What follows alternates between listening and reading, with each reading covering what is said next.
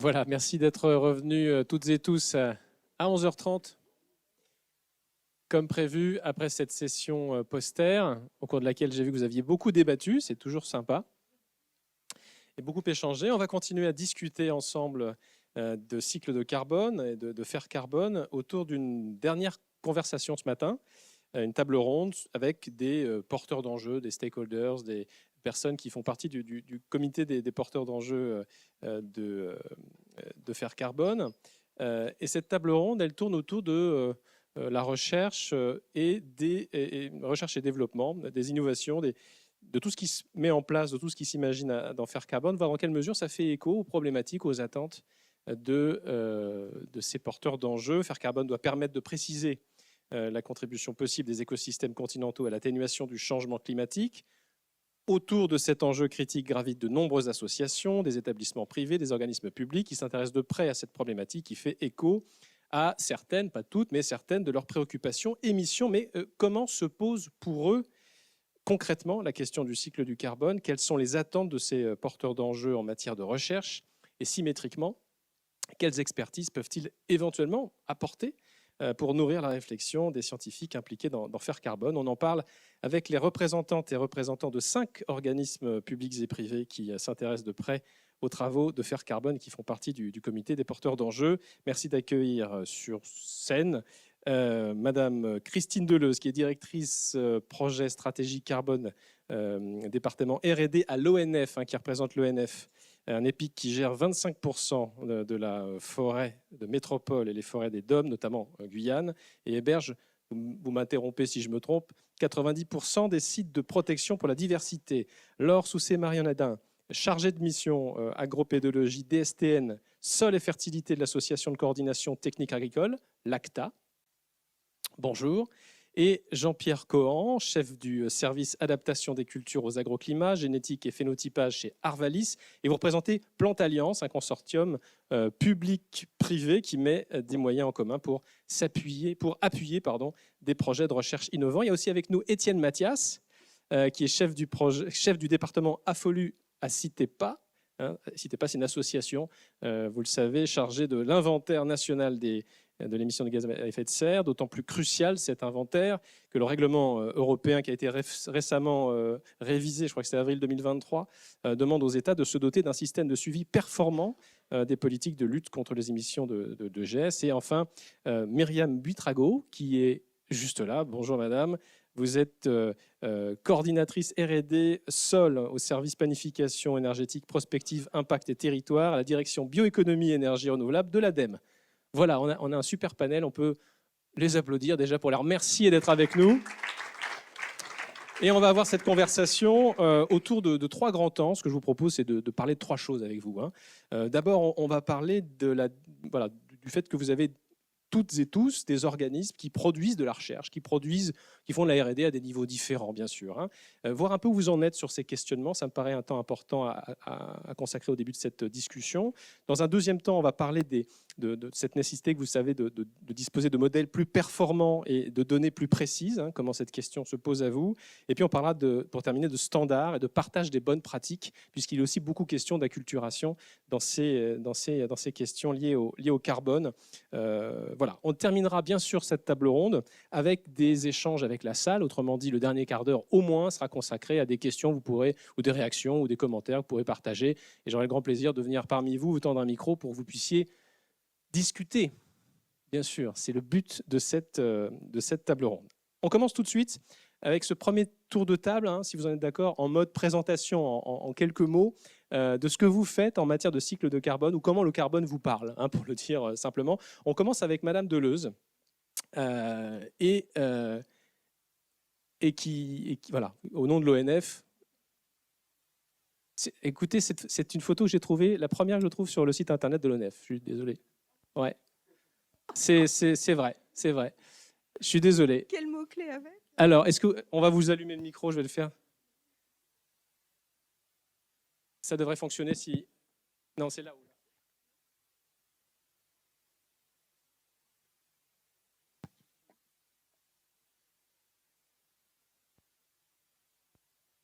Donc, du côté de l'ONF, Déjà, on est très content de vous avoir avec nous, hein, c'est important de le redire. C'est quoi les axes clés de la R&D à l'ONF de façon générale, déjà pour resituer un petit peu d'où vous allez parler, et puis peut-être parler de premières réalisations en matière de carbone, parler peut-être du tassement des sols, des choses comme ça. Oui, alors merci. Moi aussi, je suis très contente d'être là. C'est vraiment intéressant de découvrir Faire Carbone dans sa grande dimension, tous les travaux de recherche fondamentale qui y sont développés. Alors, côté ONF, effectivement, cycle du carbone, ça fait peut-être un moment déjà qu'on en discute. Peut-être juste pour faire un petit écho à ce qui a été dit avant, en fait, le gros travail qui est réalisé au niveau R&D, c'est plutôt un travail sur l'adaptation des forêts. C'est-à-dire qu'on a bien compris que pour faire de l'atténuation, il fallait quand même que les forêts soient déjà adaptées. Et donc, bon, le gros travail de la R&D ces dernières années, ça a été beaucoup sur l'adaptation. Il y a des travaux aussi sur le bois à longue durée de vie. Voilà. Et puis, c'est vrai que peut-être ce que je voudrais faire comme écho là, plus maintenant, c'est le travail historique qui a été réalisé sur la protection des sols. Donc, effectivement, vous montrer une photo On en change, allez, hop. de mécanisation. Non, mais c'est On pas passe grave, tout de voilà, suite. on va assumer. Et non, en fait, dès la tempête de 99, il y a eu un gros travail qui a été réalisé, à la fois par la R&D, mais aussi par la gestion, pour mettre en place vraiment une politique de préconisation pour nos sols. Donc, il y a eu un guide qui a été développé qui s'appelait Practisol, et il y a eu beaucoup de travaux de recherche soutenus par l'ONF en particulier, mais avec des soutiens aussi de l'ADEME et d'autres dispositifs, sur les tassements, menés beaucoup auprès de l'équipe BEF de l'INRA et de Nancy. Il y a eu après des travaux toujours soutenus par l'ADEME. Alors je tiens à souligner quand même, Myriam, c'est pas pour faire, mais il y a eu vraiment une continuité de soutien de l'ADEME sur la protection des sols, et là cette fois plutôt sur les exportations liées au bois énergie, les exploitations de plaquettes et éventuellement de menus bois. Et il y a eu des guides, un guide ADEME qui a été développé. Donc je pense que c'est vraiment les choses qui sont les plus structurantes. Donc c'est pas directement sur le carbone, il faut quand même le dire. Par contre, on est conscient que les sols forestiers, c'est quand même eux qui contiennent le plus de carbone, encore plus que la biomasse aérienne. Et il faut vraiment les protéger. C'est vraiment l'enjeu aujourd'hui qu'on défend absolument. Du coup, la nécessité d'investiguer davantage sur ces questions vous intéresse, vous? Est-ce qu'il y a des choses en particulier qui, par exemple, ce matin, vous ont intéressé? Est-ce qu'il y a des thèmes? Est-ce que sur la question du cycle du carbone, il y a des points d'intérêt plus que dans d'autres? Alors, il y a le projet présenté par Jean-Marc Limousin, là, évidemment, qui est très intéressant parce que par rapport à la sécheresse, on voit bien ce qui nous arrive. Donc, comprendre ce qui se passe, c'est vraiment crucial pour essayer de trouver des moyens pour adapter la forêt. Il y a eu des projets de R&D qui ont été développés pour baisser la densité des peuplements, mais voilà, aller plus loin dans la compréhension, je pense que c'est crucial. Il y a aussi le travail sur les mangroves, parce qu'en fait, on a aussi 5 territoires d'outre-mer. Et la problématique des mangroves et la restauration des mangroves, en particulier en Martinique, en Guadeloupe, et en Mayotte est crucial.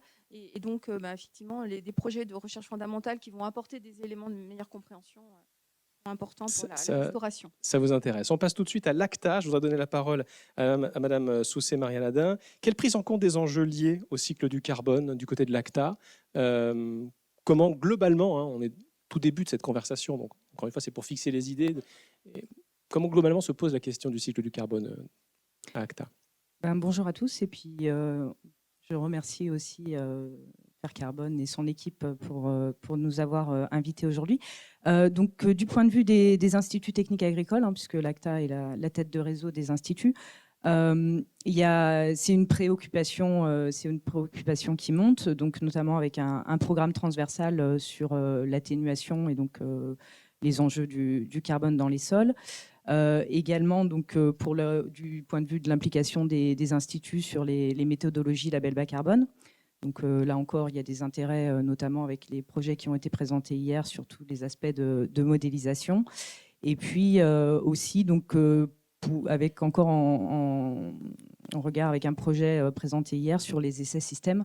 Parce que donc il y a des choses qui se font aussi dans ce cadre-là du côté des instituts techniques agricoles, et donc on a des questions de méthodologie et puis aussi d'interprétation. Ça avance cette question dans les instituts du carbone, et où est-ce qu'il y a encore un travail d'acculturation à faire pour est-ce que les gens qui sortent de ces instituts en termes de formation, ils ont un bon niveau de connaissance des questions du cycle du carbone aujourd'hui en 2023?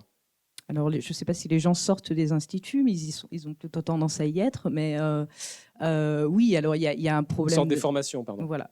Effectivement, je pense qu'on a peut-être un problème de formation sur la prise en compte des sols et de leurs propriétés. Enfin, des choses où il faudrait effectivement combler des manques de ce point de vue-là. Mais parce que ce sont des sujets reviendra... qui sont pour l'instant historiquement dans l'angle mort de ces formations.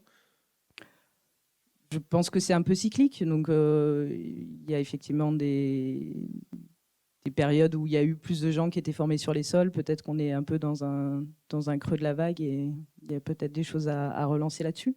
Mais effectivement, on se rend compte qu'il y a de forts enjeux et un besoin de connaissances importants dans différentes structures et qu'on n'a pas nécessairement toutes les connaissances de base pour pouvoir répondre à ces enjeux. Je vous propose de poursuivre avec Plantalliance. Monsieur Cohen, même question. Déjà, pourquoi vous êtes rapproché de Faire Carbone? Et puis, voilà, quelles sont les thématiques qui vous intéressent le plus finalement? Oui, alors bonjour, merci pour l'invitation. Donc, comme c'est dit sur la diapo, j'arrive avec une double casquette. Donc, moi, je travaille à Arvalis, comme vous l'avez dit en introduction, donc un des instituts techniques représentés par l'ACTA. Et au sein de Plantalliance, le rôle d'Arvalis, c'est notamment de porter un certain nombre d'enjeux liés à la production agricole. Et le carbone est clairement une des préoccupations majeures, à la fois sur les aspects adaptation, donc c'est pas trop le sujet aujourd'hui, mais aussi sur le côté atténuation. Et notamment vis-à-vis de deux enjeux majeurs, les aspects label bas carbone, ma collègue l'a déjà évoqué, et aussi la contribution des instituts à la connaissance des phénomènes de stockage de carbone, notamment via des collaborations fructueuses avec les collègues INRAE sur des modèles d'estimation et de modélisation du stockage de carbone dans les sols agricoles, et aussi des sites expérimentaux de longue durée, notamment plusieurs situés dans les stations Arvalis qui ont largement contribué à la rénovation d'un certain nombre de références d'impact de pratiques agricoles sur le stockage de carbone. Pour revenir sur Plantalliance, clairement Plantalliance, si vous ne connaissez pas, c'est un consortium public-privé professionnel, c'est-à-dire à la fois la recherche académique, la recherche privée qu'on pourrait qualifier de commerciale et la recherche financée par les filières agricoles, avec pour objectif très clairement de monter des projets autour du levier génétique pour avancer sur des thématiques fortes d'adaptation des systèmes de production aux enjeux de demain. Parmi ces thématiques-là, il y a l'impact environnemental des systèmes de culture et la thématique carbone fait partie des réflexions de ce collectif. On n'en est qu'au début, parce que les enjeux autour de la génétique vis-à-vis du carbone sont quand même, je ne vais pas dire indirects, mais d'ordre 2 par rapport à d'autres préoccupations et d'autres leviers d'action sur l'atténuation. Mais néanmoins, le consortium s'est saisi du sujet. Première étape, comme on le fait systématiquement, c'est monter des animations scientifiques pour faire le point sur quelle est la place, notamment du levier génétique, sur la thématique qui nous intéresse, en l'occurrence le carbone atmosphérique. Là, bon, j'ai listé quelques sujets qui étaient quand même assez intéressants, mais notons quand même que derrière stockage de carbone vis-à-vis des sols agricoles, il y a restitution de la biomasse, et donc production de la biomasse avant de la restituer. Donc il y a toutes les notions autour, bien entendu, du rôle de la biomasse aérienne, mais aussi des systèmes racinaires, avec tout le microbiome associé. Et derrière aussi l'ingénierie, l'amélioration génétique autour de la photosynthèse. Donc très clairement, ce sont des thématiques qui ont été identifiées par le consortium. Pour l'instant, les quelques projets qui sont en cours sont essentiellement axés sur des leviers d'adaptation. Mais l'étape d'après, c'est de se projeter sur des thématiques d'atténuation pour voir en quoi de la génétique innovante, pour demain, peut contribuer à l'atténuation du changement climatique, notamment via un meilleur stockage de carbone dans les sols. Et dans ce que vous avez entendu ce matin, même question posée aux autres, est-ce qu'il y a un thème, un mot-clé, une idée, une approche qui fait écho à tout ça? Alors oui, il y en a deux. Alors, le consortium Plantalliance est essentiellement agricole et agricole hors forêt. Je suis désolé, mais on est complémentaires du coup. Et donc, sans me tromper sur les acronymes, parce qu'il y en a beaucoup, j'ai une anti-sèche là, qui est juste à droite. Pour vous, ça. Il y a 2 projets qui ont émergé en résonance avec nos préoccupations, que ce soit d'Institut technique et de Consortium Plante Alliance. C'est le projet autour de la dynamique des populations microbiennes dans les sols vis-à-vis du stockage de carbone. Donc, je crois que c'est Canet, si je ne me trompe pas. Ouais, c'est ça. Le deuxième, c'est plutôt le projet autour de la mutualisation et de la dynamique interpartenariale autour des données de stockage de carbone dans les sols agricoles et de modélisation derrière. Parce que ces 2 aspects-là, à savoir le rôle du microbiome dans le sol, c'est un peu le nouveau Far West de la recherche agronomique actuellement. Il est clair qu'il faut intensifier les efforts dessus. Et puis les aspects modélisation des stockages de carbone, si on a envie d'étudier un levier d'action, il faut pouvoir évaluer son impact futur, donc des modèles performants. Il y a également Madame Buitrago à notre table ronde. On la remercie beaucoup d'être là. Elle représente l'ADEME. L'ADEME qui apporte un soutien financier et technique, notamment au GIS Sol, dont on doit parler peut-être un peu quand même. Oui. Enfin, si vous voulez. Donc, bien sûr. Et donc, merci beaucoup déjà aussi de nous avoir invités. Peut-être un petit mot de présentation de l'ADEME. J'imagine que vous connaissez, mais l'ADEME est un organisme public qui accompagne l'État dans la mise en œuvre des politiques environnementales et notamment des politiques climatiques et du développement des énergies renouvelables. Dans ce sens, un peu les carbones, c'est un peu les corps de métier de l'ADEME. Ouais. Beaucoup de choses se font sur ce thème. Oui, et en effet, peut-être qu'avant de mentionner, et je voulais aussi mentionner une publication qui a été faite par l'ADEME l'année dernière, parce que c'était un travail, et un travail qui continue, mais qui va continuer, qui est un travail qui était très important et très fédérateur un peu pour l'ADEME, parce que ça nous a permis de travailler tous les secteurs d'activité ensemble. Et donc, ce sont les scénarios transition 2050 de l'ADEME. Ce sont 4 scénarios pour atteindre la neutralité carbone. Et donc, du coup, l'ADEME, elle a souhaité mettre au débat des acteurs différentes options possibles, des choix sociétaux qui sont très contrastés et des leviers d'action qui sont très contrastés entre les différents scénarios. Et c'est ces visions futures et ces scénarios futurs qui finalement peuvent aussi accompagner les politiques publiques et les actions pour avoir une meilleure vision de ce qui peut nous... Ça a été bien reçu, ces scénarios? Vous avez l'impression que ça a été repris par des publics qui référaient au début de leurs intros ou par des décideurs publics qui feraient allusion régulièrement ou... Et oui, en effet, je pense que ça a été bien repris. Et je voulais notamment remarquer dans ces scénarios les rôles du vivant, les rôles des sols, les rôles de la biomasse et les rôles des usages de la biomasse alimentaire et non alimentaire.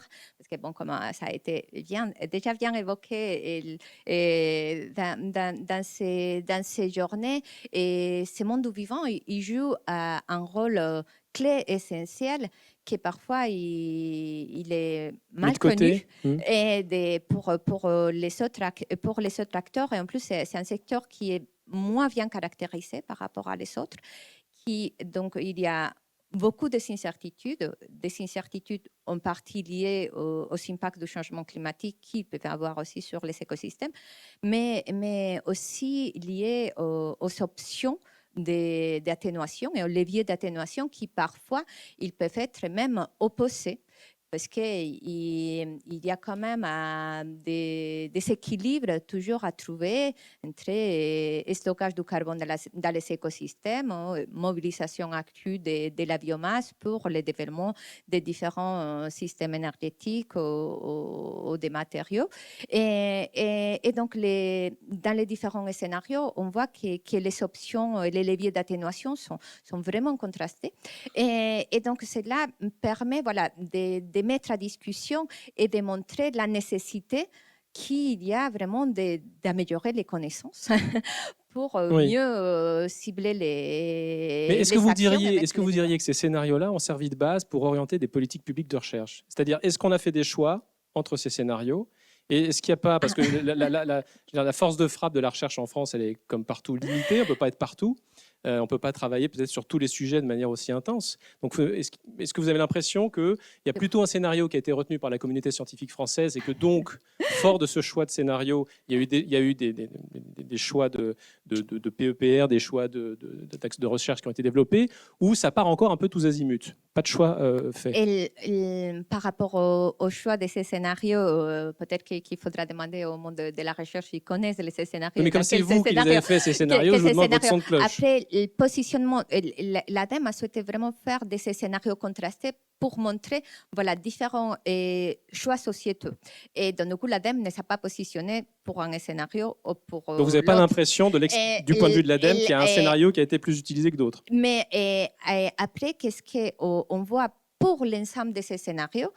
C'est que ce monde du vivant, et en partant vient de l'alimentation, donc, qui est vraiment un levier clé pour la constitution de tous ces scénarios bioéconomie. Et donc, c'est un levier essentiel. Et donc, du coup, il nous manque des connaissances. Et il nous manque des connaissances. Et c'est pour ça, voilà, l'ADEME, il accompagne différents programmes de recherche qu'on pourrait mentionner. Mais nous, on attend beaucoup de ces PEPR pour nous donner aussi des clés d'action et de compréhension, tu vois, pour améliorer ces perspectives. Et simplement, comme vous l'avez mentionné, tu vois, au début, dans votre première question, c'était le GISOL, l'accompagnement au GISOL. Je voulais en plus, en effet, les mentionner.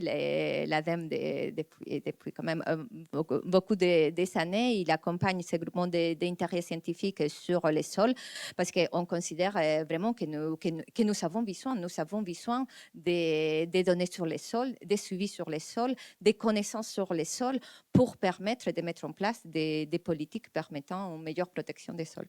Merci Madame Buitrago. Je voudrais qu'on termine ce premier tour de table ronde avec Monsieur Mathias. Je le disais en commençant, vous représentez le CITEPA, une association chargée de l'inventaire national des émissions de gaz à effet de serre.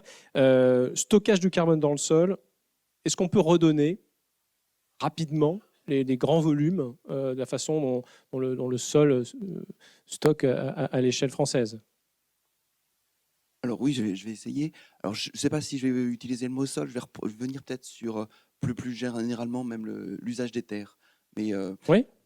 donc là, c'est vrai que là, à l'écran, vous avez Oui, là, c'est une réalisation. Une réalisation du CITEPA assez classique dans lequel on voit l'inventaire national. Alors, je vois, c'est pas tout à fait les dernières. Non, c'est pas la dernière. Les dernières sorties, mais c'est pas important. Donc vous avez, oui, bah voilà, le CITEPA, il est notamment connu pour ça, pour ses sorties de l'inventaire national de gaz à effet de serre, et on est opérateur d'État pour ça.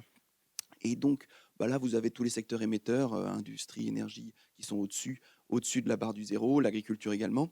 Et puis, le concept du carbone, il est très regroupé dans l'inventaire, justement. Il est assez bien identifié parce qu'il est regroupé dans le secteur des terres, biomasse, sol et tous les compartiments qui correspondent aux écosystèmes ou, de production ou naturels.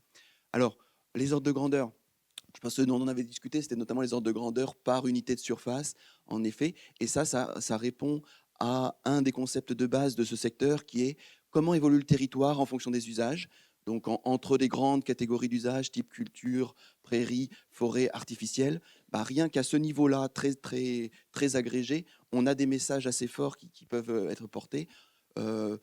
Aussi bien sur la biomasse que sur les sols. Donc, sur les sols, on a en effet des réservoirs de carbone qui vont être de l'ordre de 40 tonnes de carbone sur des cultures. On peut monter à 80 tonnes de carbone en forêt et en prairie, donc du simple au double. Et lorsqu'on est sur des surfaces artificialisées, là, on va être en dessous. Donc, en passant de l'un à l'autre, on a des variations de stock de carbone. C'est ce qu'on essaye d'estimer en premier lieu dans l'inventaire national.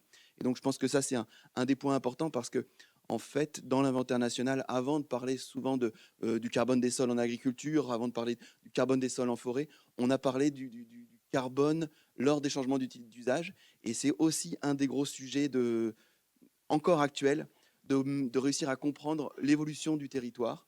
Ah, je parle, on m'entend pas assez bien, d'accord. Alors, c'est encore un enjeu au niveau national de comprendre l'évolution du territoire. Et donc, très récemment, au CITEPA, on a modifié fortement notre compréhension, notre estimation des flux de surface, tout simplement.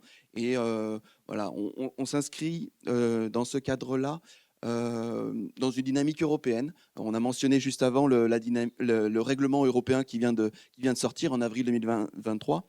Et ce règlement européen, justement, il nous pousse à aller vers ce qu'on appelle un rapportage spatialement explicite du secteur des terres. Ça veut dire quoi? Ça veut dire qu'on passe d'un système plutôt statistique avec un résultat global pour l'inventaire français à quelque chose qui s'apparente à des résultats cartographiques, pour le dire simplement. Donc on va avoir vraiment des résultats d'inventaire à haute résolution. Donc ça change pas mal la donne en termes d'interopérabilité avec beaucoup de travaux qui seraient faits par les uns et les autres. Donc voilà, ça c'est une évolution qui est associée à la science qui avance, la collecte de données qui avance, et puis aussi la réglementation et les objectifs politiques au niveau européen et nationaux.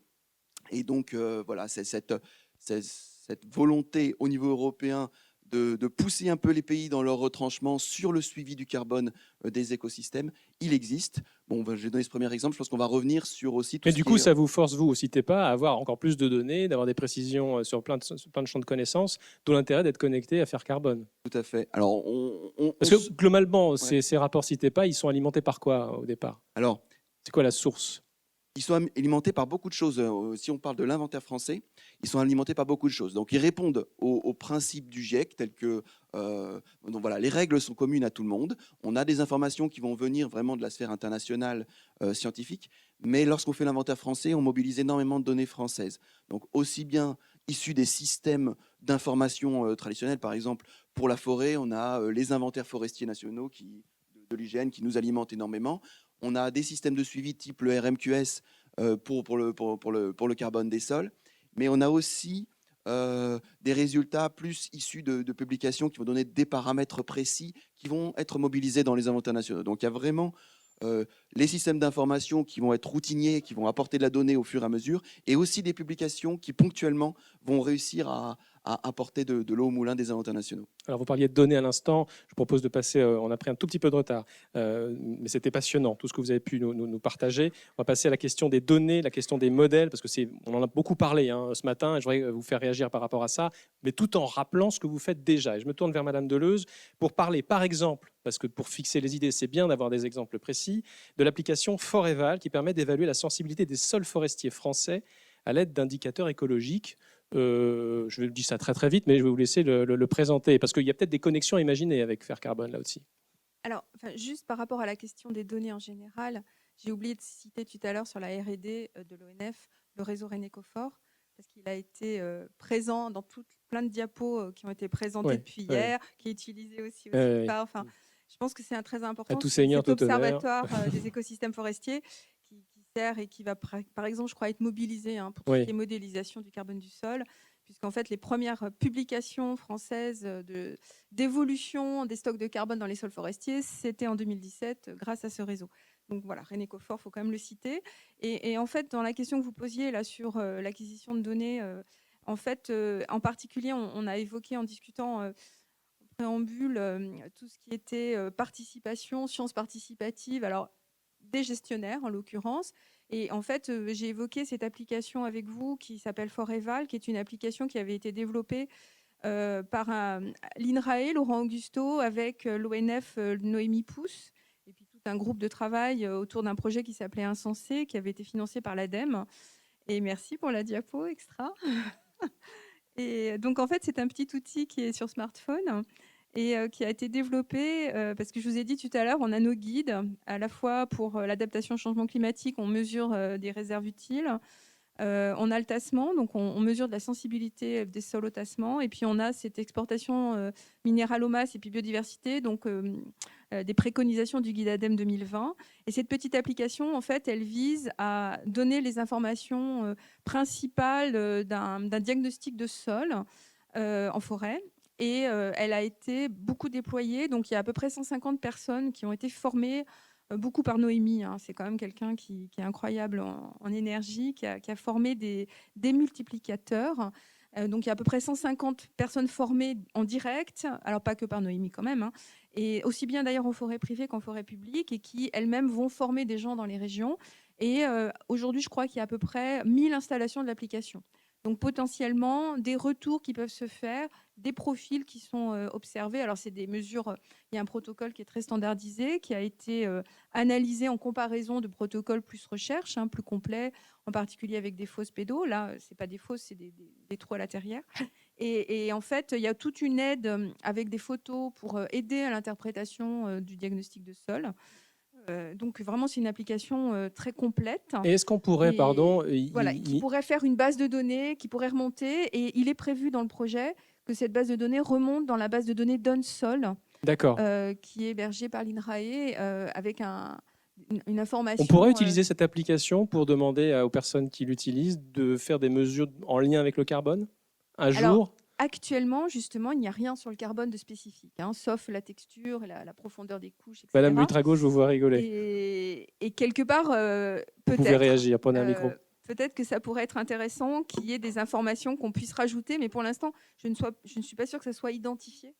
Voilà, parce que pour l'instant, tout ce qui a été identifié, c'est sur la rhume, sur le tassement et les fertilités. Je vous sur donne, le carbone. je vous donne la parole tout de suite, Madame Deleuze, mais comme je vous voyais, Et la réaction, c'est ma question qui vous amusait peut-être. Oui, non, non, c'est que, en effet, malheureusement, voilà, pour le moment, dans l'application, il n'a pas ces volets carbone, mais aussi, ça peut être lié au niveau des connaissances des différents enjeux. Et donc, pour les carbones des sols forestiers, il manque beaucoup de connaissances. Il manque beaucoup de connaissances sur la modélisation pour voir comment ces stocks ils vont évoluer. Mais il manque beaucoup de connaissances et c'est très important en lien avec les pratiques sylvicoles.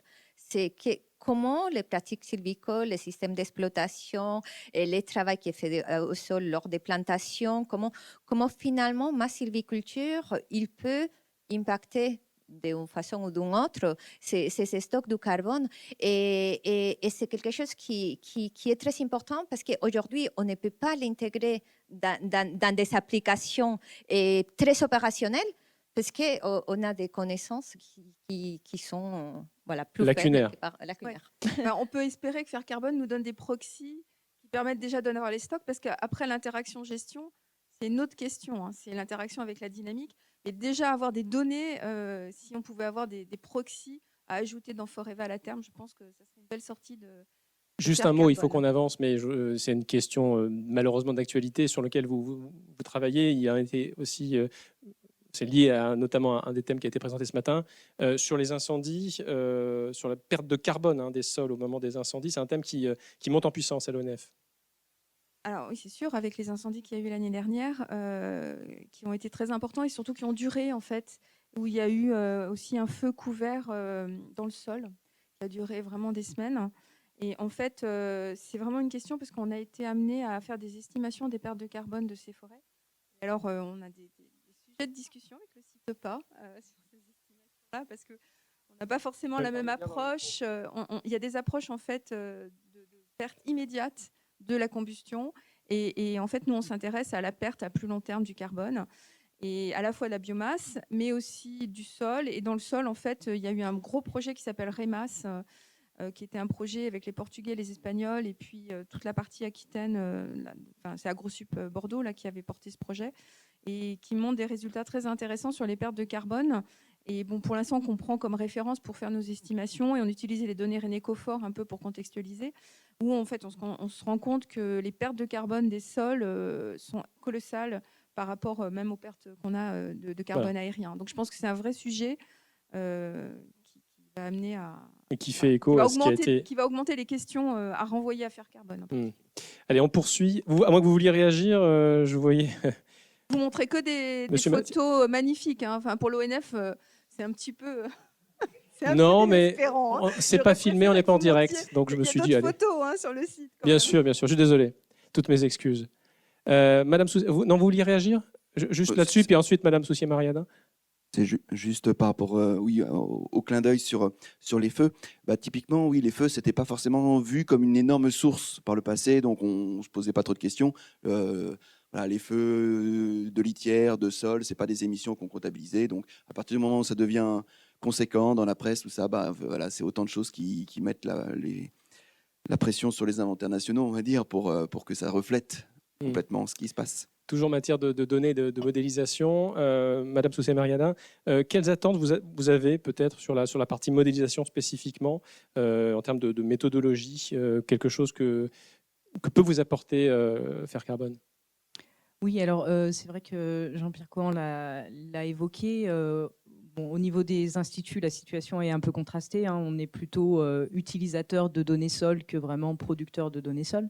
Après, voilà, il y a quelques exemples qui vont dans le sens inverse, hein, que ce soit au niveau des essais longue durée qui ont été mentionnés ou effectivement de certaines plateformes d'essais.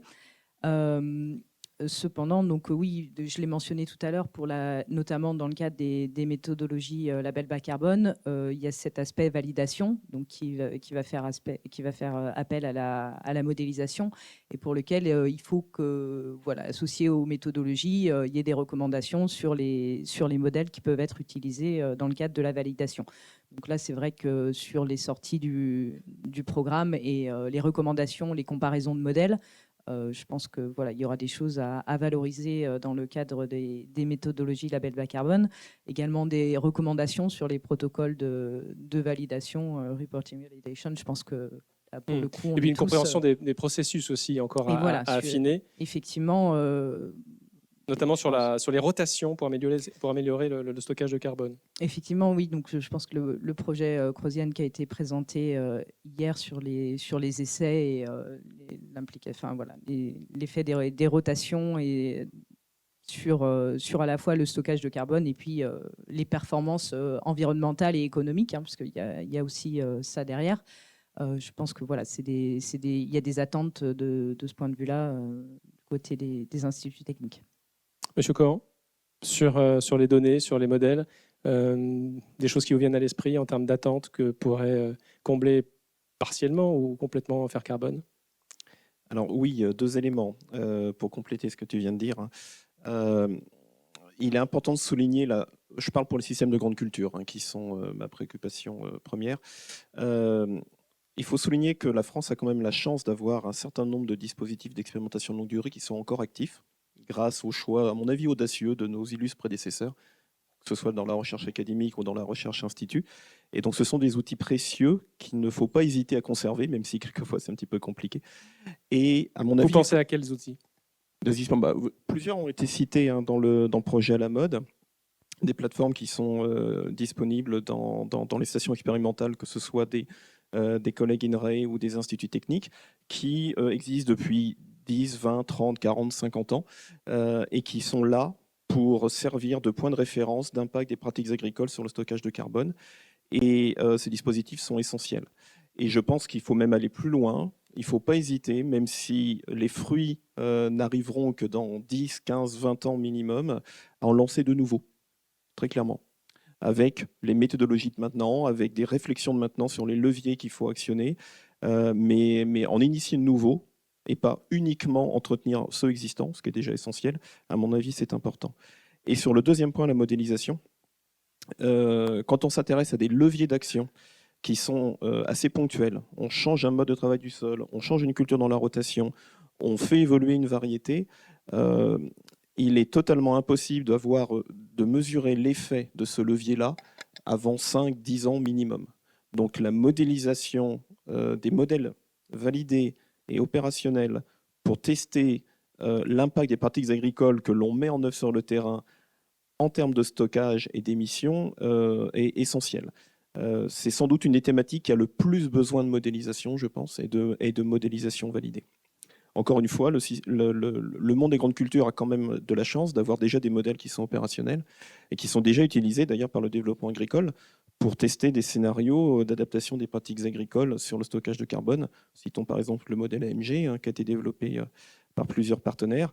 Et ce type de modèle, il faut pouvoir les enrichir et les mettre entre guillemets, pas au goût du jour, mais introduire des leviers d'action bien modélisés qu'on n'aurait pas imaginé à l'émergence de ce type de modèle il y a 20, 30 ou 40 ans. Je vous propose de poursuivre sur les données dont on a besoin, que pourrait fournir éventuellement Fair Carbone. En préparant cette table ronde, Monsieur Mathias, je vous demandais qu'est-ce qui dans les thèmes, qu'est-ce qui dans les projets ciblés vous paraît le plus intéressant. Vous m'avez répondu tout. Tous les projets m'intéressent. Alors on ne va pas pouvoir parler de tous les projets, mais il y a des sessions, ateliers, enfin des moments posters pour ça, et puis le déjeuner peut-être vous l'utiliserez pour ça, mais il y a quand même 3 thèmes qu'on peut parcourir rapidement avec vous, parce que dans 5 minutes, on doit prendre des questions de la salle, déjà. Parlons peut-être de haies, et puis parlons peut-être de zones humides et d'artificialisation des sols, sur ces 3 points. Alors, oui, alors c'est vrai que moi, j'avais envie quand même de réagir à Allez-y. l'ensemble, mais peut-être... Mais c'est bien, il est très enthousiaste, Ouais. franchement. Non, mais sur l'ensemble des sujets qui ont été traités, on me l'aurait demandé il y a quelques années, j'aurais dit ça me semble marginal. Mais en fait, plus du tout, parce que c'est vraiment mis sur le devant de la scène, tout ce qui est écosystème côtier, zone humide, etc. Et vraiment, c'est plus le cas. Je ne peux plus répondre ça. Donc ça veut dire que c'est autant de choses qu'on ne traitait pas énormément avant et qui vont devoir l'être. Et c'est bienvenu si la recherche française permet d'alimenter ça. Sur les haies, le commentaire, c'est vrai que tout ce qui est écosystèmes continentaux a été un peu moins abordé dans les projets, peut-être en supposant que c'est mieux connu. Typiquement, les haies, aujourd'hui, la dynamique des haies, elle n'est pas très bien connue. On n'a pas des super suivis. Et dans l'inventaire national, avec cette migration récente que j'évoquais sur le suivi des terres, on a un peu perdu l'information sur le suivi des haies. Donc ça va revenir. Voilà, c'est des choses comme ça qui sont pas au top du suivi dans les inventaires nationaux de la France. Sur les zones humides, j'associe donc écosystèmes côtiers, les lacs et même les mangroves. Vraiment, on commence à en parler beaucoup. Et là, je fais un lien avec de nouveau le nouveau règlement européen qui a 2 grands aspects qui sont mis en valeur. Le premier, c'était le suivi spatialement explicite, j'en ai parlé. Et le second, c'est l'exigence de monter en gamme dans les méthodologies utilisées, notamment pour tous les points en jeu, enfin toutes les surfaces en jeu. Donc, on va avoir vraiment un focus sur toutes les terres qui sont jugées à enjeu. Elles peuvent être des terres avec haut niveau de carbone ou des terres à risque climatique important, type mangrove, etc. Donc vraiment, c'est marqué noir sur blanc maintenant, les inventaires nationaux européens vont devoir se mettre au diapason et aller chercher des méthodes élevées, ça veut dire des valeurs spécifiques pour le pays, des modèles pour le carbone des sols, voilà. Donc on a vraiment des exigences qui sont affirmées. Après, est-ce qu'on va réussir à les mettre en place, c'est encore autre chose. Je conclurai peut-être, on n'a pas beaucoup de temps, mais c'est vrai que je suis là plutôt en témoin des inventaires nationaux français, mais vraiment ce que j'ai entendu aujourd'hui et hier, j'ai envie aussi d'être le témoin des inventaires nationaux du monde entier, parce que désormais, on est dans le régime des accords de Paris. Ça veut dire quoi? Ça veut dire que tous les pays du monde vont se mettre à faire des inventaires nationaux. Ils utilisent des méthodes qui sont celles du GIEC, qui sont très bien, mais qui vraiment vont pouvoir bénéficier fortement de ces travaux-là. Donc moi, lorsque je lis le GIEC aujourd'hui, sur tous les écosystèmes tropicaux, je trouve énormément de sources qui sont issues des équipes que j'ai reconnues. C'est vachement bien si ça continue, et vraiment il y a une énorme demande. Donc nous on travaille en France, on travaille aussi à l'international, et je suis très heureux de voir que ça va continuer dans ce cadre-là. Voilà, je vous propose, parce qu'il est déjà 12h15 et qu'on est censé s'interrompre à 12h30, de sacrifier un peu mes questions et pour passer aux vôtres, qui me semblent quand même les plus importantes. Si vous avez des questions, des remarques, des points de vue, des réactions, quoi que ce soit, n'hésitez pas à lever la main et je viendrai avec plaisir vous tendre un micro. Et on commence tout de suite avec, bien sûr, la question la plus éloignée de l'animateur. Vous ne pouviez pas vous mettre devant. Allez-y. Bonjour, Laurent Saint-André d'INRAE. Je sais c'était pas la question de la régionalisation. Elle m'intrigue, je comprends la motivation, mais ça nécessite des méthodes. Christine peut en témoigner. Là, Cédric Vega, Olif et Jean-Pierre Renaud de l'ONF-RDI travaillent dessus. Mais la prise de mesure d'inventaire forestier national, par exemple, elle se fait à un grain donné. La descente d'échelle, elle peut se faire. Donc on peut régionaliser ces données-là, à condition d'avoir des inventaires multisources, etc. Mais est-ce que l'Europe demande un niveau d'incertitude? Parce que selon le niveau d'incertitude, on va pouvoir descendre de plus ou moins bas quoi, dans la régionalisation. Alors, il n'y a pas de mention de l'incertitude en disant il ne faut pas que vous baissiez en dessous d'un seuil. Il y a un paradigme qui est un peu imposé, qui est qu'en montant en gamme de méthodologie, vous allez avoir des meilleurs résultats. Alors, des fois, ça s'est discuté. Voilà, lorsqu'on va vers des modèles plus mécanistiques, ou des hautes résolutions, il y a pas mal de voix qui s'élèvent en disant vous vous trompez un petit peu sur ça. Après, il ne s'arrête pas là. Voilà. On va quand même continuer à l'espérer que cette amélioration méthodologique à différents niveaux permette d'avoir une vision plus globale.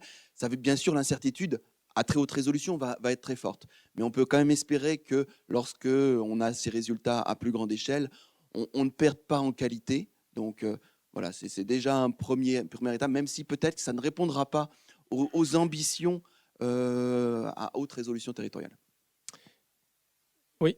Peut-être pour compléter, moi j'ai compris que vous travaillez sur cette haute résolution spatiale pour les changements d'usage du sol, mais pas pour l'inventaire forestier. C'est-à-dire que l'inventaire forestier reste à des niveaux de grandes régions et au niveau estimation forestière. Et par contre, c'est juste pour les changements d'usage du sol que vous faites cette descente d'échelle spatiale. Alors, nous, on ne va pas vers de la collecte de données supplémentaires. Donc, clairement, pour la biomasse forestière, on reste avec une information qui nous est fournie avec une représentativité statistique qui correspond à des grandes régions. On reste là-dessus. Après, on essaye quand même de désagréger au-delà de ça pour pouvoir restituer des résultats complets, tout réservoir à des échelles plus fines. Ça ne veut pas dire qu'après on communique dessus, mais il y a quand même cette envie de faire communiquer différentes données, et donc certaines seront à très haute résolution de manière effective et d'autres pas. Madame Buitrago, en quelques mots, rapidement, parce qu'on a une autre question de la salle. Oui, et très rapidement, c'est aussi pour mentionner, désolé, un outil ADEME, mais c'est l'outil Aldo de l'ADEME. Je ne sais pas si vous les connaissez. C'est un jeu de descente d'échelle et de pouvoir fournir des données à des collectivités. Et un jeu important parce que les politiques climatiques, ils se font aussi au niveau des collectivités. Il y a les plans climat-énergie territoriaux. Et donc, du coup, toutes les collectivités ont besoin quand même de certaines données de référence pour pouvoir élaborer des actions dans les différents secteurs d'activité, donc les secteurs du vivant. Aussi, vivant, je dis vivant, c'est vraiment agriculture, forêt et espace naturel et usage de la biomasse. Et donc, voilà, c'était uniquement pour mentionner cet outil qui aujourd'hui peut fournir des valeurs de référence très, très, très grossières, mais qui, bien évidemment, nous avons besoin de mieux connaître les choses pour un jour arriver à pouvoir fournir des données plus détaillées et pas parmi d'autres choses, les zones humides, voilà, on a une donnée nationale au sol.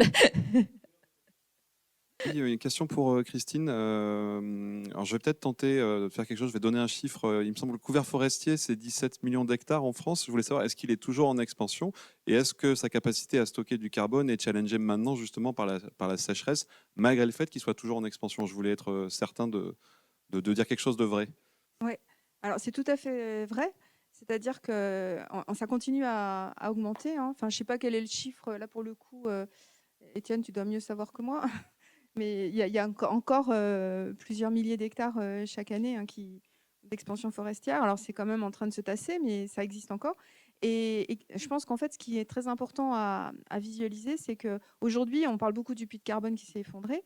En fait, ce puits de carbone, il existe parce qu'on a eu 50% de surface en plus au siècle dernier et un doublement de la biomasse sur pied en un siècle. Et donc, on continue, parce qu'en fait, le cycle forestier, c'est plutôt 100-150 ans. Donc, on continue à bénéficier de cette expansion forestière colossale qu'on n'avait jamais vue avant. Et donc, quelque part, on peut se dire qu'au moment où ce système devient mature, à l'équilibre, géré de manière durable, etc., le puits il devient quasiment nul parce qu'on a un système où la récolte équilibre la croissance. Ce qui se passe aujourd'hui, c'est qu'avec le changement climatique, les dépérissements massifs et les incendies, chaque fois qu'on a un hectare qui disparaît, en fait, c'est pas seulement le flux de cet hectare qui disparaît, c'est d'un coup le stock qu'on perd. Et comme on a un rapport entre le flux et le stock peut-être de 150, c'est-à-dire qu'il faut 150 ans de flux pour rattraper la perte d'un coup d'un stock, eh bien, ça veut dire que le puits, dès qu'on a quelques hectares, voilà. Et puis, il y a quand même aussi un élément qui est très important, c'est que dans les données de l'inventaire forestier national, on a aussi une observation de la baisse de croissance, en plus de l'augmentation de la mortalité. Et cette baisse de croissance, en fait, Albert Mayel, qui est notre directeur un peu technique à l'ONF, il parle de tempête silencieuse. C'est-à-dire qu'en fait, on a ces effets de dépérissement massif qu'on observe et qui inquiètent tout le monde, mais en plus, on a aussi quand même une diminution assez drastique de la croissance qu'on perçoit aussi dans la baisse du puits. Une autre question. Levez bien la main parce que avec les éclairages, je ne vois pas toujours très bien la salle. Oui, merci. Donc, Julien Demenoy du CIRAD. On a beaucoup parlé jusqu'à présent de la France métropolitaine et moi, j'aurais voulu savoir quels enjeux vous voyez, peut-être les uns les autres, par rapport aux Outre-mer. Juste en rappelant que dans les Outre-mer français, il y a au moins 20% des stocks de carbone dans les sols, alors que ça représente grosso modo 15% du territoire français. Et il y a dans la biomasse aérienne, de mémoire, 120% des stocks de carbone en comparaison de la biomasse métropolitaine. Donc il y a des enjeux, en tout cas des stocks très très importants.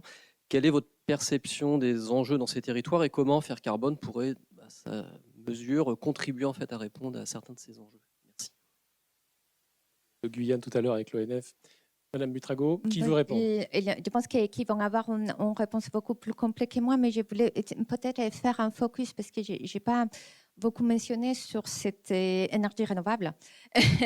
Et donc, en effet, il y a beaucoup de enjeux autour du développement des énergies renouvelables et des bioénergies, donc du coup sur la biomasse, que soit d'origine agricole, forestière ou autre, et de l'ensemble des énergies renouvelables qui occupent des sols, donc les photovoltaïques.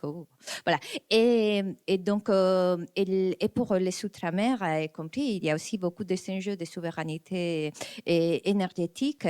Et donc, tu vois, je pense que c'est important aussi que ces PEPR ils puissent contribuer à développer des outils pour garantir ou améliorer la durabilité de ces développements des énergies renouvelables qui vont se mettre en place. Et donc développer des outils pour garantir comment on peut les faire en limitant l'ensemble des impacts. Je pense que c'est une attente forte pour Métropole, mais bien sûr pour les Outre-mer.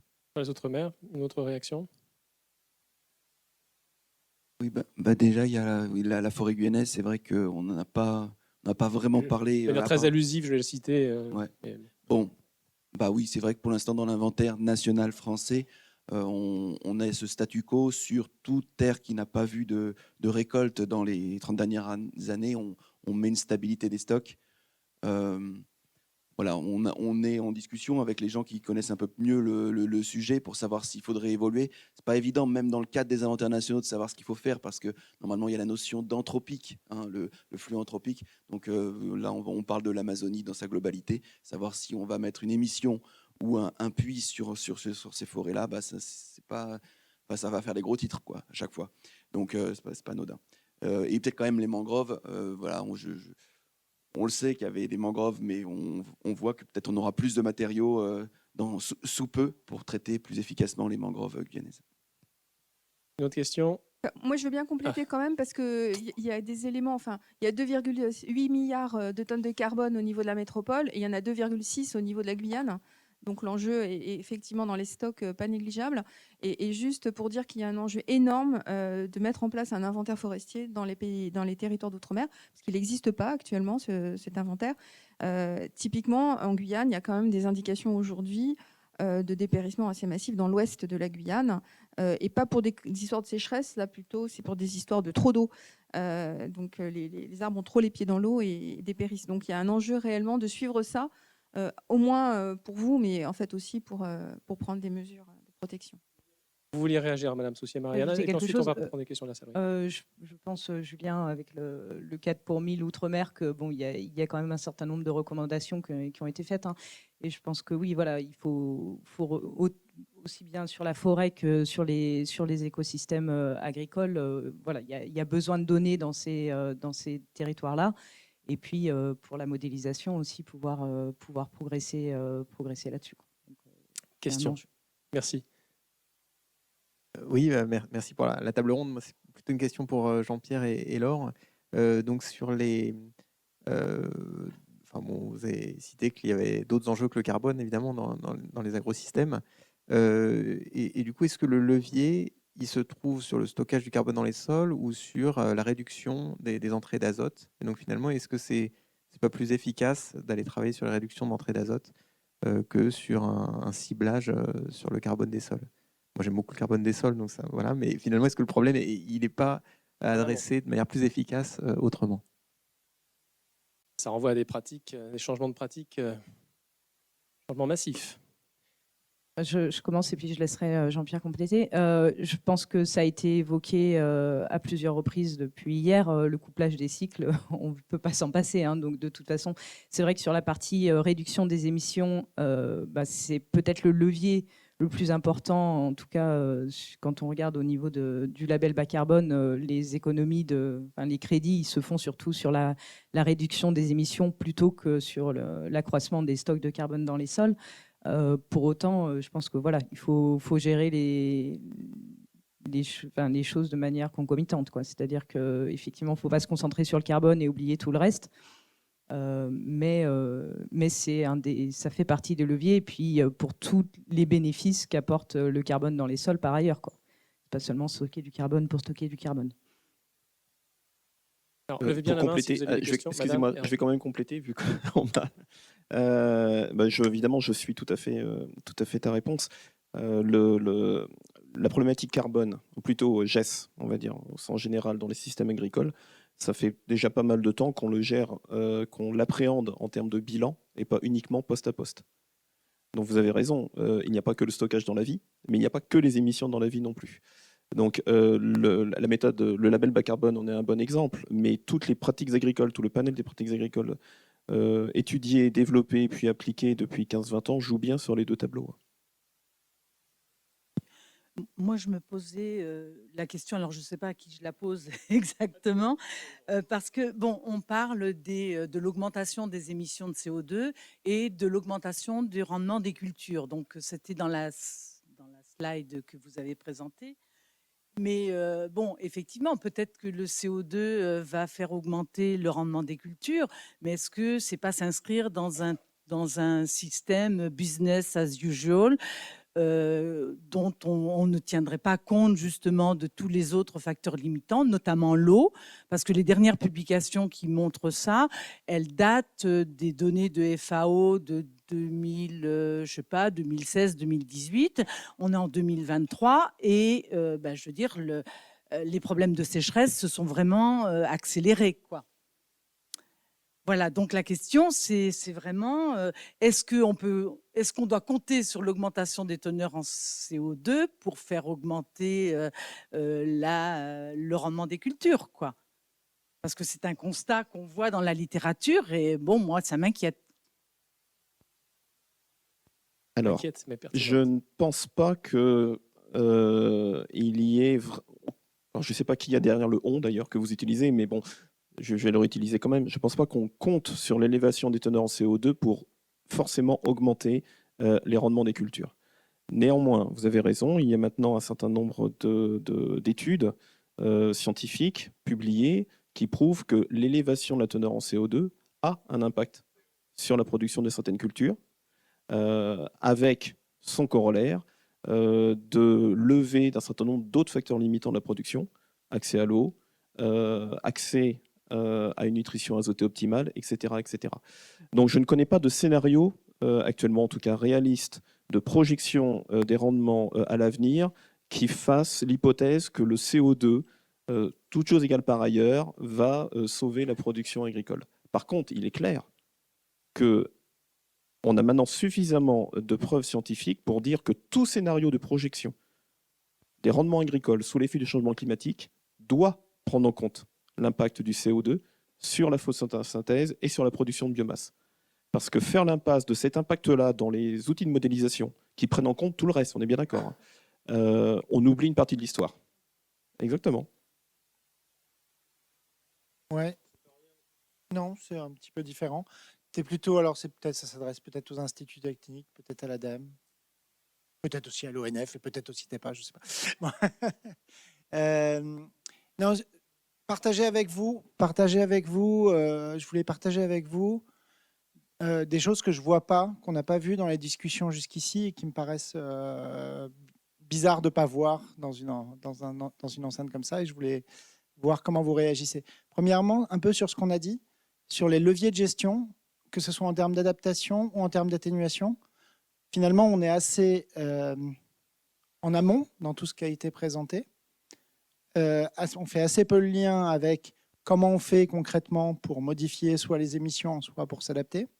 Est-ce qu'avec ça, vous êtes à l'aise et vous avez de toute façon les éléments qu'il faut pour faire le passage de l'un à l'autre, de la connaissance des mécanismes à l'action, ou ou est-ce que du point de vue du programme, on doit avancer dans ce sens-là? Deuxièmement, je vais faire très vite. Juste, ouais, pardon. D'abord. Alors, je vais vous demander des réponses très courtes, si possible, parce qu'on a malheureusement dépassé le timing. Oui. Et il faut que vous puissiez déjeuner, mesdames et messieurs. Ouais, peut-être simplement un commentaire. Et en effet, l'axe que vous avez présenté, c'est essentiel. Et qu'est-ce que je veux dire, c'est aujourd'hui pour les secteurs agricoles, par exemple, on peut connaître des leviers d'action. Ils sont un peu peut-être même plus consensuels, peut-être que pour les secteurs forestiers, on verra. Bon. Mais dans le coup, en effet, comment on peut les mettre en place et comment les politiques publiques ils sont en influence, c'est essentiel. Mais je dirais qu'il il ne faut pas regarder uniquement les secteurs et les politiques sur ces secteurs, mais c'est côté ADEME, c'est le secteur énergétique qui joue indirectement. Et les politiques énergétiques ont un impact finalement très fort sur les autres systèmes. et ces impacts forts qu'ils ont sur les autres systèmes, il faut qu'ils soient pris en compte. Parce que tu vois, je viens un peu du monde de la forêt, mais pour les forêts, il a pu avoir plus d'influence les politiques sur les énergies renouvelables que les politiques forestières en soi. Monsieur Coran, vous vouliez réagir aussi? Et puis, rapidement. Oui, je voulais réagir pour vous dire que vous avez raison. Actuellement, les projets qui ont été présentés sont assez orientés en recherche amont. Je pense que pour une première génération de projets, ce n'est pas forcément un défaut. Parce que moi, je suis admiratif des consortiums de recherche qui ont été formés et du haut niveau de tout ce que j'ai entendu. J'étais pas là hier, mais tout ce que j'ai entendu ce matin, je suis admiratif du haut niveau, multi-acteurs de la recherche académique, multi-sujets, sur des choses que je connaissais très mal d'ailleurs. Donc, je pense qu'il faut pas le regretter. Maintenant, le PEPR va avoir plusieurs générations d'appels à projets, et avoir des projets et des générations d'appels à projets futurs qui intègrent des leviers d'action, et qui, du coup, pour intégrer ce levier d'action, devra élargir son partenariat. À mon avis, c'est fondamental et je suis d'accord avec vous. Oui, moi aussi, je réagis dans le même secteur sur le fait qu'il y ait des choses bizarres qui ne soient pas abordées. Et je rebondis sur ce que vous disiez, sur le fait qu'on n'était pas capable de mesurer les stockages additionnels de carbone en dessous de 5 à 10 ans tout à l'heure et qu'il fallait faire appel au modèle. Et dans le programme, on ne voit pas apparaître justement de recherche pour faire diminuer cette durée de la recherche qui irait vers peut-on développer des choses nouvelles pour être capable de mesurer un stockage additionnel sur des durées plus courtes que 5 à 10 ans, telles que vous mentionnez tout à l'heure. Donc ça, c'est peut-être une question plus large pour le PEPR. Je peux bien tenter, vous avez raison. Cette limite-là de 5-10 ans, très pratico-pratique, hein, dans les dispositifs d'essai longue durée au champ grande culture, est liée à l'imprécision des méthodes de mesure actuelles de stockage de carbone dans les sols. Et donc, il est vrai qu'une pratique agricole va commencer à faire bouger la dynamique de carbone dès la première année. Mais par contre, la capacité à la percevoir avec des données validées et statistiquement différentes entre modalités, pour être très pratico-pratique, dans l'état actuel de nos connaissances, de nos outils analytiques de suivi de carbone dans les sols, on est à une échelle de 5-10 ans parce qu'il faut que les choses bougent, commencent à bouger significativement pour pouvoir les mesurer.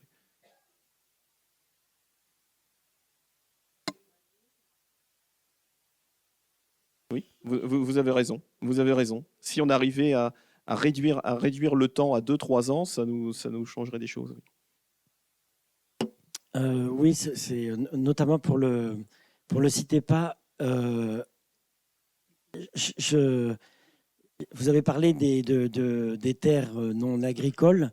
Et en fait, on ne parle jamais des tourbières en France. On parle des mangroves, là, mais les tourbières, selon nos calculs actuels, on est à peu près à 0,2% de la surface du territoire métropolitain et à 500 millions de tonnes de carbone CO2. Alors, je n'ai pas compris si, Madame Deleuze, vous parliez de CO2 ou de carbone pour les 2,8 gigatonnes.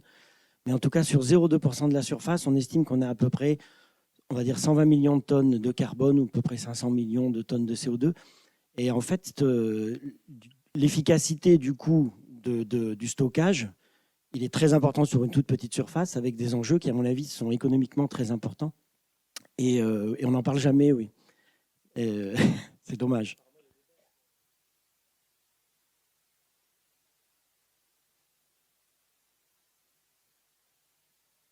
Qui veut réagir pour cette question importante des tourbières? Alors, oui, pour les tourbières, en effet, c'est quand même une source qui est... c'est identifié comme quelque chose qui n'était pas dans l'inventaire national.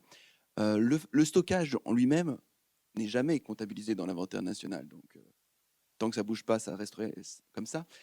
Normalement, on est censé comptabiliser des émissions qui seraient liées à des extractions, par exemple, en tourbière, mais bon, ce n'est pas forcément la source majoritaire en France. Moi, j'ai l'impression que quand même le projet sur les eaux intérieures, ça pouvait aussi intégrer des réflexions sur ça. Bon, si on parle de l'inventaire national, il y a bien le projet d'intégrer ce qui pourrait être fait en France, donc un meilleur suivi des surfaces et les émissions ou stockage associés. Mais je pense que ça ne va pas forcément vous satisfaire puisque le stock lui-même n'est pas forcément, n'est pas vu comme un sujet dans les internationaux. Le seul truc, c'est peut-être l'exigence d'un suivi accru sur toutes ces terres qui sont à risque climatique. Donc si ça sèche et qu'on commence à libérer beaucoup de carbone sur ces terres, eh bien c'est un problème. Donc oui, si on parle des internationaux, il y a une exigence forte ou renouvelée sur toutes ces terres, peu importe leur surface globale au niveau du territoire, mais à partir du moment où par hectare elles ont une importance, il faudrait aller normalement vers ce qu'on appelle des méthodes de tier 3, donc des choses à très haut niveau de suivi. Merci beaucoup, mesdames et messieurs, pour vos questions. Merci, chers panélistes, pour vos réponses et vos interventions. On n'a bien sûr pas du tout fait le tour de toutes les questions qu'un sujet de cette importance recouvre. Enfin, je pense que c'était important de leur donner la possibilité de s'exprimer et puis les échanges pourront bien sûr se poursuivre, notamment au moment de la pause déjeuner qui va commencer maintenant. Mais avant, je voudrais qu'on applaudisse et qu'on remercie Christine Deleuze, Laure Soucet-Marianadin, Jean-Pierre Cohan, Étienne Mathias et Myriam Butrago pour leurs interventions éclairantes. Merci d'avoir été là. Et quant à nous, donc, on se retrouve à 14h ici même pour parler d'enjeux, j'allais dire, plus sociétaux, pour le dire rapidement. On va donc passer en pause déjeuner, mais juste avant, il y a une photo qu'on aimerait faire, et on aimerait bien la faire maintenant, les organisatrices, organisateurs aimeraient la faire maintenant, parce que sinon après, on va l'oublier, cette photo. Donc faisons-la dès maintenant. Je vous propose de vous retrouver tous dans le hall d'entrée. On fait ça, Perrine? Voilà, on se retrouve tous dans le hall d'entrée et on prendra la photo juste à l'extérieur. Merci, à tout à l'heure, 14h.